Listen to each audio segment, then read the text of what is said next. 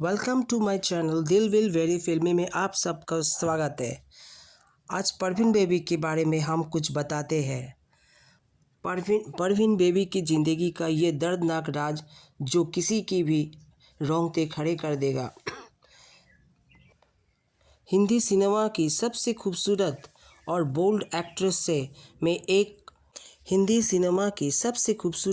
Bold actresses में एक और स्टारडम मैगज़ीन पर फीचर होने वाली पहली बॉलीवुड एक्ट्रेस परवीन बेबी की ज़िंदगी के राज बहुत ही दर्दनाक है, जो शायद ही आप जानते हो।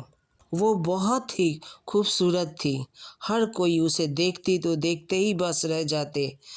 उसकी आंखें गजब की खूबसूरत थी, जैसे मानो कोई अप्सरा स्वर्ग से उतर आई हो। देखते ही देखते वो फिल्म इंडस्ट्री में सभी की चहेती बन गई और हिंदी सिनेमा की सबसे खूबसूरत और बोल्ड एक्ट्रेसेस में उनकी शुमार हो गई। यहाँ हम बात कर रहे हैं परवीन बेबी की, जिन्होंने करीब 2 दशक तक हिंदी सिनेमा पर राज किया और आज हमारे बीच ना होने के बाद भी सभी के दिलों पर राज कर रही है। परवीन बेबी ने अपने करियर की शुरुआत बतौर एक मॉडल की थी, लेकिन जल्द ही उन्हें फिल्मों की ब्रेक आ गया। 1973 में उन्होंने क्रिकेटर सलीम दुरानी के आयोजित फिल्म चैत्र से डेब्यू किया। फिल्म तो फ्लॉप रही, लेकिन परवीन बेबी का चेहरा जो खूबसूरती लोगों की आंखों में बस गई। हर कोई जानने की को उत्सुक में थी कि आखिर है कौन वो चेहरा, वो लड़की है कौन। शायद यही वजह थी कि उन्हें फ्लॉप डेब्यू के बाद भी ढेरों सारी फिल्मों के ऑफ़र मिले। डेब्यू की 1 साल के अंदर ही उन्हें जिन्हें अमिताभ बच्चन के आयोजित पहली ब्लॉकबस्टर फिल्म थी। डेब्यू के 2-3 साल के अंदर ही उन्होंने इतनी ख्याति पा ली थी कि टाइम्स मैगज़ीन में कवर पेज पे उनकी फीचर होती थी। टाइम मैगज़ीन के कवर पर नज़र आने वाली वो बॉलीवुड की पहली स्टार रही। परवीन बेबी का स्टारडम और जादू हर निर्माता, निर्देशक से लेकर हर हीरो और सिर चढ़कर बोल रहा था। अब हर कोई उनके साथ काम करना चाहते थे। अमिताभ बच्चन के साथ परवीन बेबी की जोड़ी इतना पसंद किया गया कि फिल्म मेकर भी लगभग हर फिल्मों में उन दोनों की जोड़ी की करने सपने देखते रहे। परवीन बेबी और अमिताभ बच्चन की दर्जनों फिल्मों में साथ काम किया और लगभग सभी फिल्में हिट रही। इनमें जैसे सुहाग, मजबूर और दीवार, देश प्रेमी, नमक हलाल, काला पत्थर, कालिया और अमर अकबर एंथोनी जैसे फिल्म शामिल हैं। परवीन बेबी एक ऐसी एक्ट्रेस रही जिन्होंने अमिताभ के अलावा उस वक्त के सभी लीड हीरो जैसे कि शशि कपूर, धर्मेंद्र, राजेश खन्ना, विनोद खन्ना और ऋषि कपूर और फिरोज खान के साथ काम किया। 80 के दशक तक सब कुछ ठीक चल रहा था, लेकिन इन 1983 में परवीन बेबी ने न जाने क्यों क्या हुआ, फिल्म को किसी को भी कुछ बिना बताए फिल्म इंडस्ट्री की चकाचौंध को छोड़कर गायब हो गई। किसी की इस नहीं पता चला था कि परवीन बेबी आखिर अचानक कहाँ चली गई।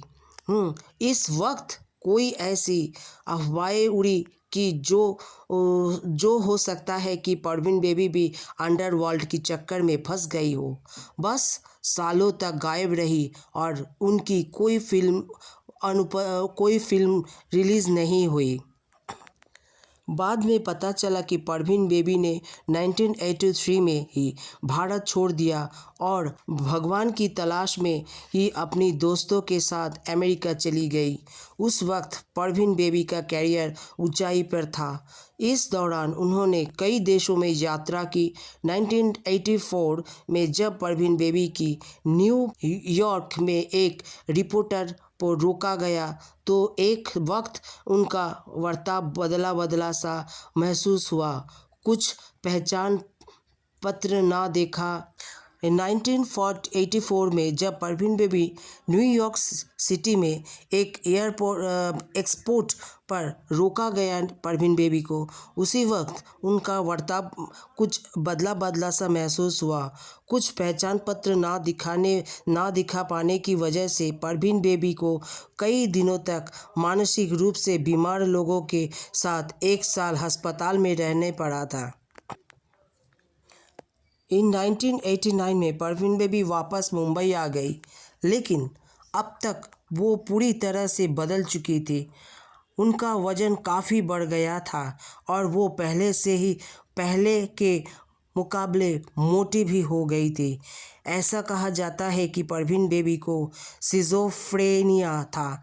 अब वो मानसिक रोग की शिकार कब और कैसे हुई, वो आज तक कहीं नहीं मालूम, पर ऐसा कहा जाता है कि दौलत और शोहरत के बावजूद परवीन बेबी के अंदर से काफ़ी अकेली थी और शायद यही उनकी मानसिक रोग की वजह बनी। हालांकि परवीन बेबी ने कभी इस स्वीकार नहीं किया और ये फिल्म इंडस्ट्री पर ही आरोप लगाती रही कि उनकी साथ इंडस्ट्री से जुड़े कई लोग और इंडस्ट्री पर ही आरोप लगाती रही कि उनकी साथ जुड़े लोग ही उनकी छवि खराब करने लगी। इंडस्ट्री पर ही आरोप लगाती रही कि उनकी साथ जुड़े लोग ही उनकी छवि खराब करने की कोशिश कर रहे हैं।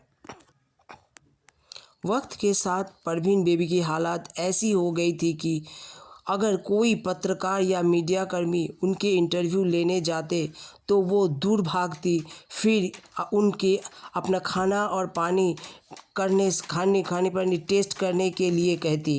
परवीन बेबी के ये मन की ये शक बैठ गई थी कि कोई उनके जान से मारना चाहता है। उन्हें ये तक कि शक बैठ गया था कि उनकी मेकअप पर भी जहर है और इससे उनकी स्किन छिल जाएगी, खूबसूरती चली जाएगी। परवीन बेबी के अंदर मारे जाने की डर कहर बनकर बैठ गई। अपने आखिरी 4 सालों तक परवीन बेबी लगभग हर फ़ोन कॉल्स का रिकॉर्ड काटने लगी थी। जो भी उन्हें फ़ोन करता था, उसे पहले ये बात बताती है कि उसकी फ़ोन को आखिरी 4 सालों में परवीन बेबी लगभग हर फ़ोन कॉल को रिकॉर्ड करने लगी थी। जो भी उन्हें फ़ोन करता था, उसे पहली बार बताती है कि उनकी फ़ोन को कोई साइलेंस पर रखा गया है।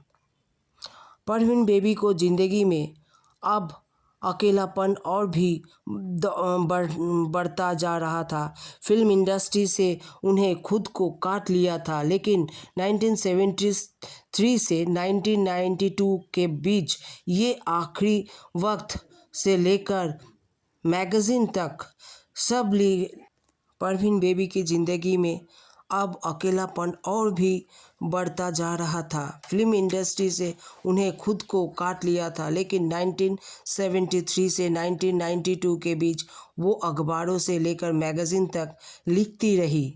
मुंबई के अपने घर में वो अकेली रहती थी। किसी का कोई आना जाना नहीं था।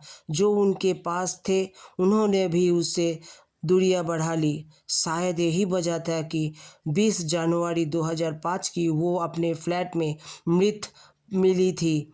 किसी कुछ पता नहीं चला। जिस सोसाइटी में परवीन बेबी रहती थी, उनकी सिक्योरिटी गार्ड ने जब देखा कि परवीन बेबी ने 3 दिनों से अपने घर के बाहर रखा दूध और अखबारों नहीं लिया था, तो अपने पुलिस को खबर दी। मौत कैसे हुई नहीं पता, पर कहा जाता है कि परवीन बेबी के बाएं पैर में गैंग्रीन हो गया था, क्योंकि उन्हें डायबिटीज़ भी थी। बेड के पास ही एक व्हीलचेयर थी। कपड़े, दवाइयाँ, पेंटिंग यानी कमरे की हर सामान तितर बितर पड़ा था। हो सकता है कि वो अपने आखिरी दिनों में चलने फिरने भी असमर्थ रही हो और व्हील चेयर में ही ज़रूरत पड़ी हो। पोस्टमार्टम हुआ तो पता चला कि परवीन बेबी ने 3 दिनों से कुछ नहीं खाया था, बस शराब पी और दवाइयाँ खाई। महेश भट्ट उनकी जिनके साथ कभी परवीन बेबी के रिलेशन में रहती थी, जिन्होंने एक इंटरव्यू में कहा था कि एक बात है 1979 की है, जब वो घर आए तो उन्होंने परवीन बेबी को एक फ़िल्म की कॉस्ट्यूम में पहने देखा। वो घर की एक कोने में सिकुड़ कर बैठी थी और हाथ में चाकू था।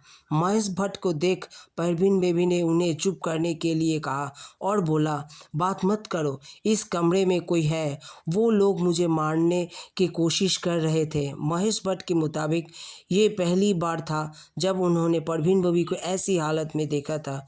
धीरे धीरे वो स्थिति और भी खतरनाक होती चली गई। बाद में पता चला कि परवीन बेबी को सिजोफ्रेनिया है।